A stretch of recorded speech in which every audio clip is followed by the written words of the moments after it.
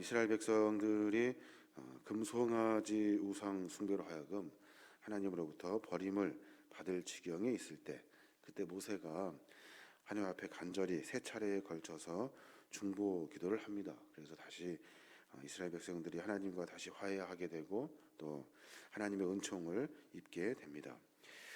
그래서 모세를 다시 시내산으로 부르시고 또 하나님 대 이스라엘 백성들과 이제 새로운 언약을 갱신하시기 위한 이 장면이 오늘 성경 본문에 기록되어져 있는 거예요. 이스라엘 백성들이 하나님과 더불어 새롭게 언약을 갱신하는 이 장면은 분명히 당신의 백성들을 선택하셨고 그 백성들을 사랑하시겠다는 하나님의 귀한 뜻이 그 안에 들어 있는 겁니다.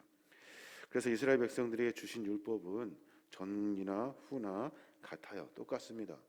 그래서 특별히 하나님이 주신 그 율법이 뭐냐면 우상 숭배하지 말라는 거예요. 우상 숭배하지 말아라. 그리고 또 새 절기를 지키라라는 명령을 특별히 하나님께서 허락해 주신 거예요. 우상 숭배라는 말은 하나님 외에 다른 것을 섬기지 말아라. 그리고 또 새 절기를 지키라는 말씀은 삶을 점검하여서 하나님의 거룩한 백성의 삶을 살아라라고 명령하고 있는 겁니다. 새 절기가 뭡니까? 무교절, 칠칠절, 수장절을 의미해요. 무교절은 무엇을 의미합니까? 무교절은 이스라엘 백성들이 애굽으로 탈출해서 그 광야 땅에서 애굽에서 탈출시켰던 하나님을 기억하면서 그 떡, 빵 안에 누룩을 넣지 않는 그런 빵을 먹습니다. 그러면서 나를 구원하신 하나님을 기억하게 되는 거예요. 지금으로 말하면 예수 그리스도의 십자가의 구원의 사건. 그래서 우리가 그 십자가의 은혜를 기억하며 하나님의 거룩한 고난의 절기, 부활의 절기를 지키게 되는 거예요. 또 칠칠절은 뭡니까? 칠칠절은 상반기에 맥추 감사절을 우리가 지내게 되는데 맥추의 절기를 기념하여서 하나님 앞에 모여서 감사 예배를 드리는 거예요. 또 수장절은 뭡니까? 수장절은 이스라엘의 절기는 가을에 끝이 나고 다시 또 시작합니다. 그래서 여러 가지 그 절기의 마지막, 그러니까 지금으로 말하면 추수감사 절기를 우리가 수장절로 대신해서 지키고 있는 거예요. 한 해를 지켜주신 하나님께 감사하는 예배를 드리고 또 하나님과 깊은 교제를 나누게 되는 겁니다. 이 모든 것들을 하나님께서 정해주시고 이스라엘 백성들 하여금 지키라고 결심하고 각오하라고 명령하고 있는 거예요. 이 율법의 특징들을 조금 더 자세히 들여다보면 여러 가지 특징이 있겠습니다만은 분명히 말씀하시는 것이 있어요. 그것이 뭐냐면 이방 족속과 언약을 맺지 말아라 라는 것이 핵심이에요.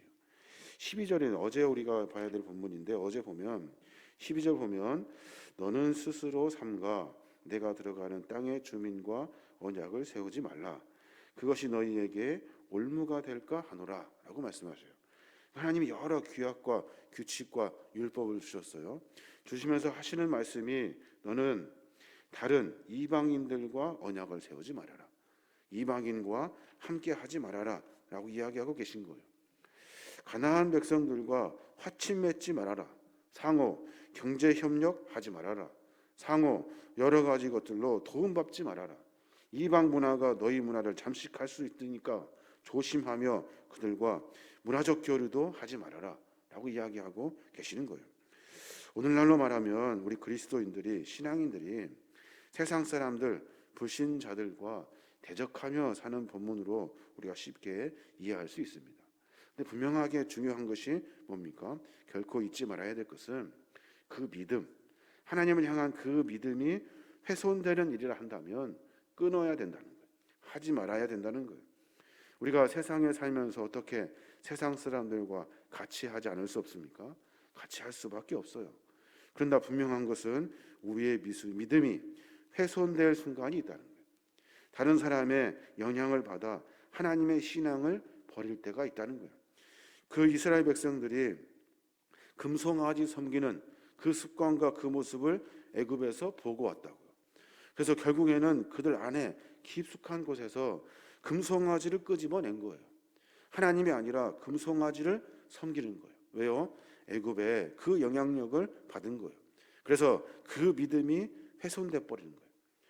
우리의 신앙의 모습도 마찬가지입니다. 어떻게 같이 안 할 수 있습니까? 불신자들과 그리고 세상 사람들과 함께 살아가는 세상인들의 우리도 마찬가지.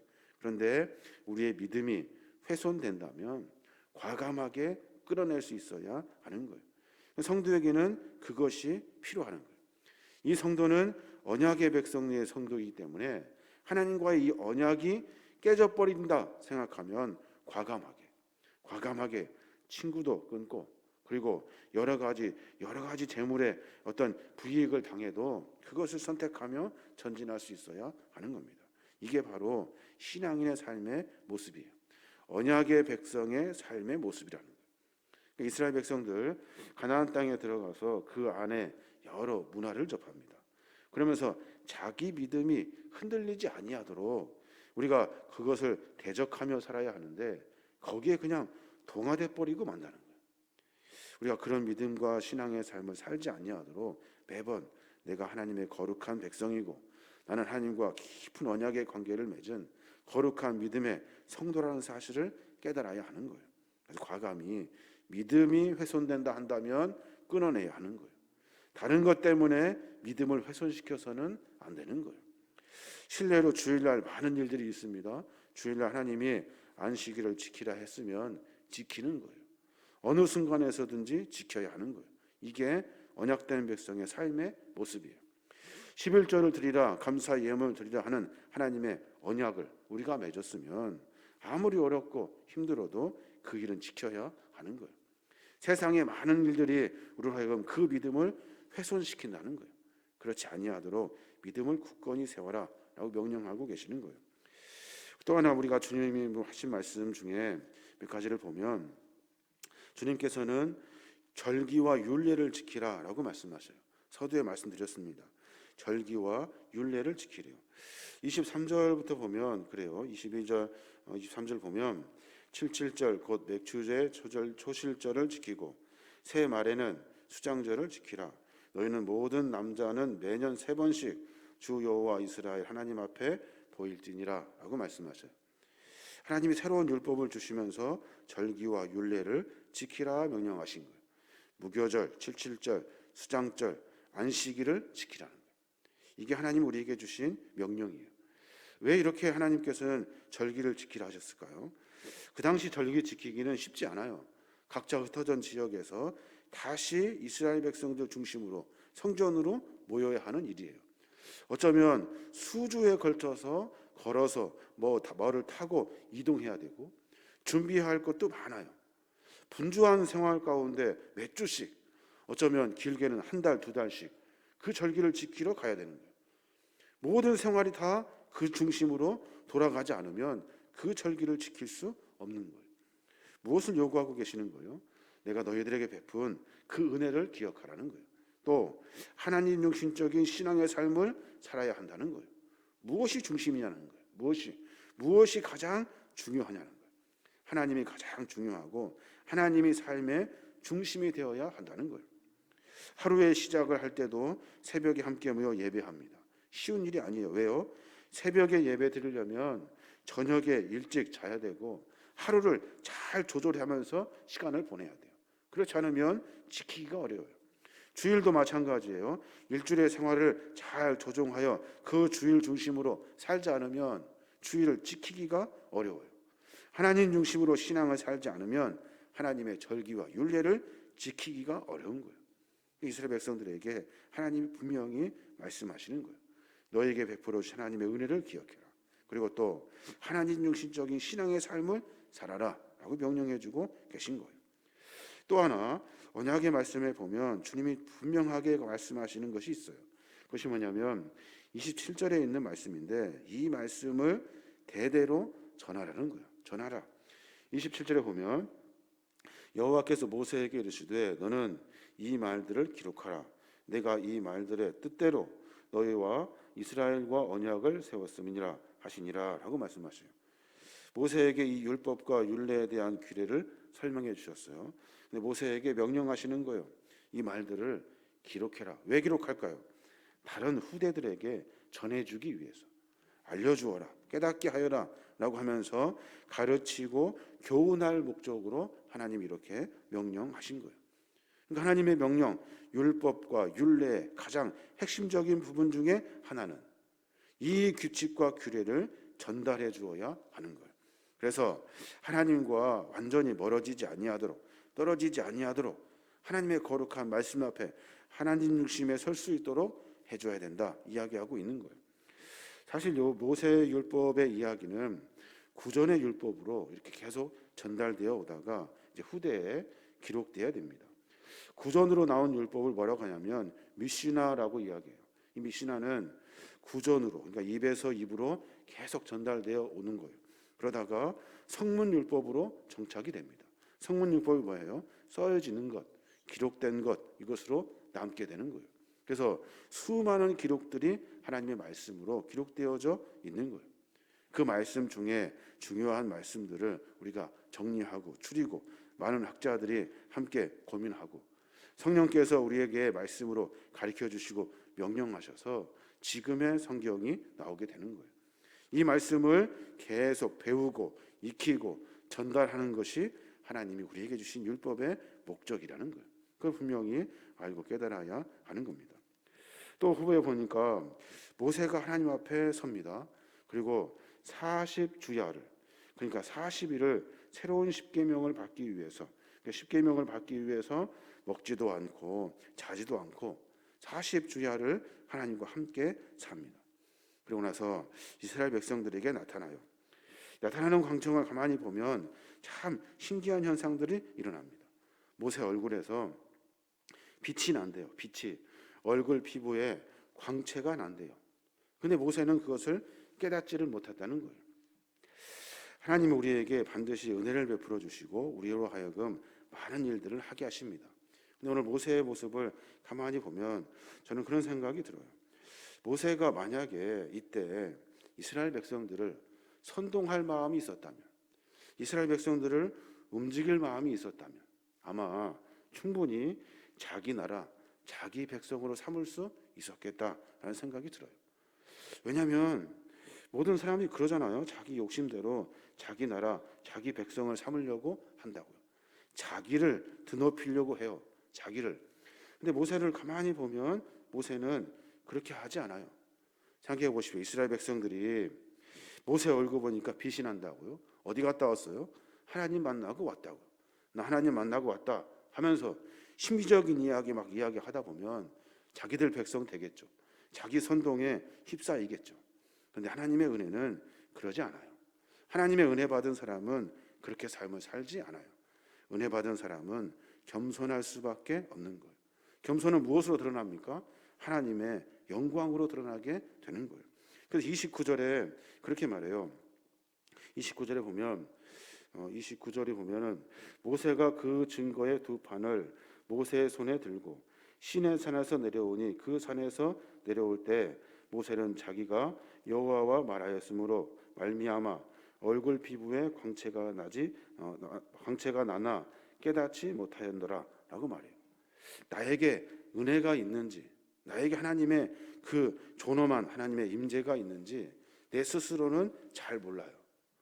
근데 다른 사람들이 볼 때는 그 안에서 빛이 난다는 거예요. 이게 진짜라는 거예요. 하나님의 은혜는 내 스스로 자랑하려고 하나님이 나로 하여금 사용하시는 것이 아니에요. 하나님은 우리에게 은혜를 베풀어 주시고 많은 사람들로 하여금 하나님의 은혜를 만나게 하는 거예요. 이게 하나님의 영광인 거예요. 내가 하나님께 영광 돌립니다, 영광 받으십시오 한다고 해서 영광 돌리는 것이 아니에요. 내 삶을 통해서 하나님이 드러나게 되는 거예요. 나는 몰라요. 잘 모르는데 많은 사람들이 나를 보고 하나님의 빛을 보게 되는 거예요. 이게 하나님의 영광이라는 거예요.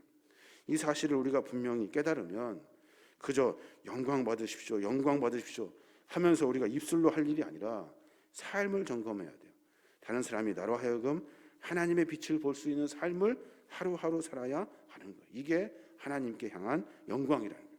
모세는 지금 그 영광의 빛을 보고 있어요. 또 하나, 모세가 하나님의 임재를 만납니다. 그랬더니 자랑하지 않아요. 자기의 그 임재를 자랑하지 않아요. 33절에 보면 모세가 그들에게 말하기를 마치고 수건으로 자기 얼굴을 가렸더라라고 말해요.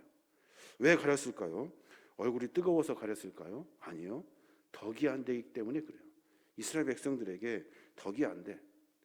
왜냐하면 하나님이 드러나야 되는데 자기가 드러나고 있거든요. 그러니까 감추는 거예요. 감추고 피하고 덮는 거예요. 시내산에 내려온 모세는 하나님의 명령을 받았다고요. 이스라엘 백성 앞에 섰을 땐 하나님의 그 빛이 얼굴 가운데 임했다고요. 그 빛을 자랑하고 싶었겠죠.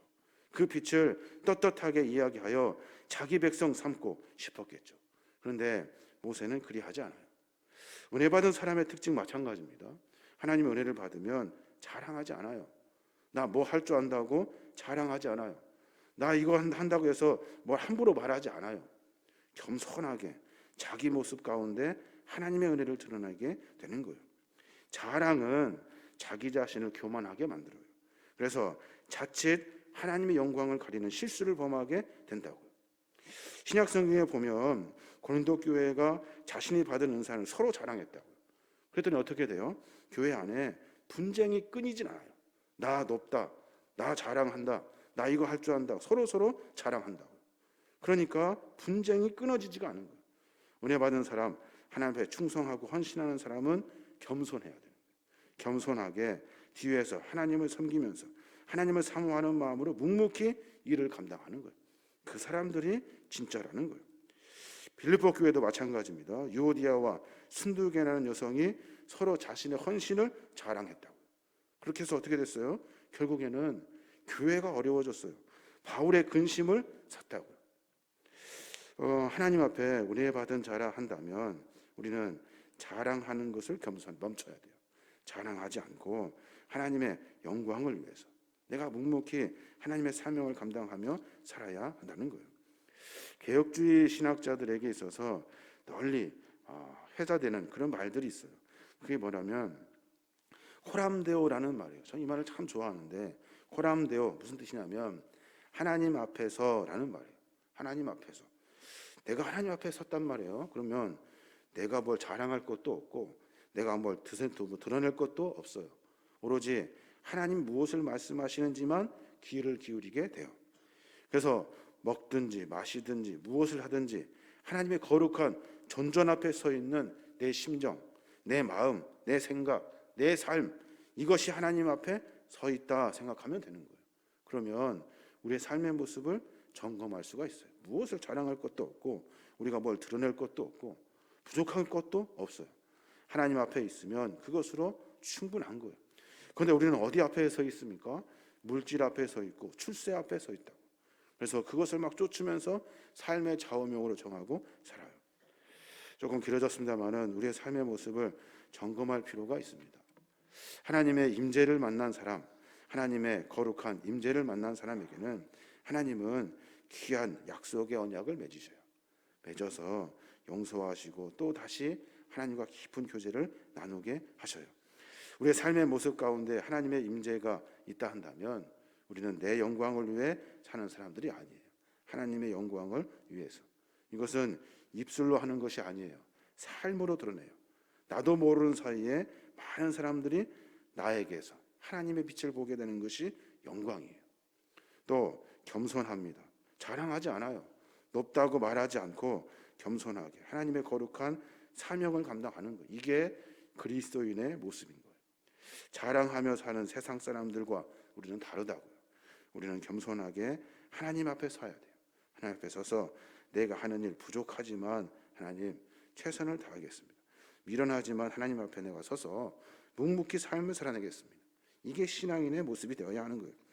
저 여러분이 그런 삶을 살아야 될 줄로 믿습니다. 오늘 하루도 우리가 세상 앞에 서는 것이 아니라 하나님 앞에 서야 돼요. 하나님 앞에 서서 거룩한 믿음의 삶을 점검해내시는 저와 여러분이 되시길 주님의 이름으로 축원합니다.